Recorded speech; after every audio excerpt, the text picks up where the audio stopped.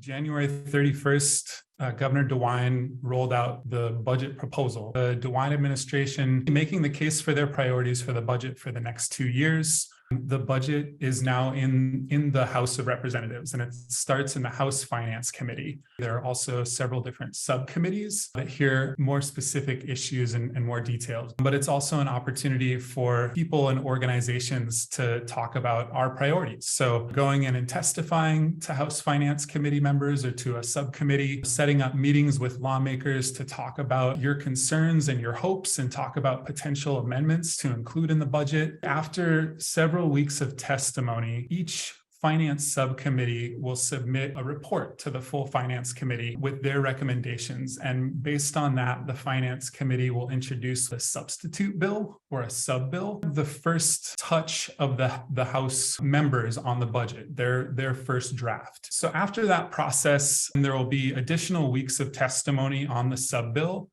And ultimately, the finance committee makes some additional changes. They introduce what's called an omnibus amendment.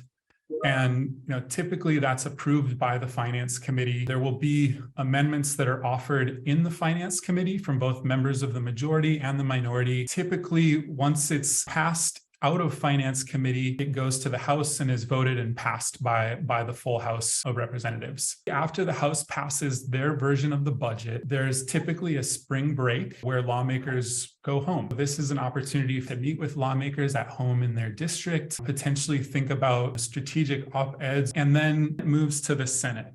And it's essentially kind of a rinse and repeat of what happens in the House. After the budget then passes out of the Senate, the bill goes back to the House for what's called a concurrence vote, and the House rejects the Senate version. So this triggers what's called the conference committee. The conference committee, the main purpose really is to hash out the differences between the House and Senate passed budget. So typically there's 3 members from the House, 3 members from the Senate.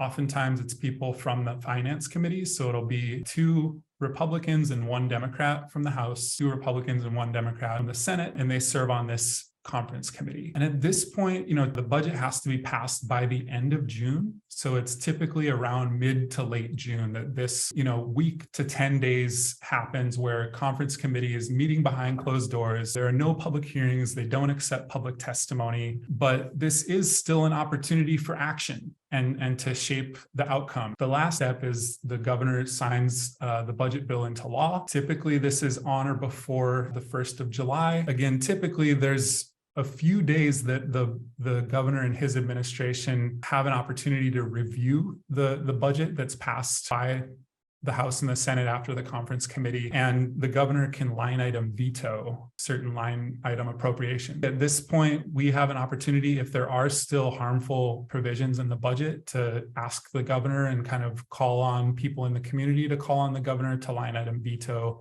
But also after the budget passes, we want to, again, let the community know what's in it, what does it mean for the communities and the people that we serve.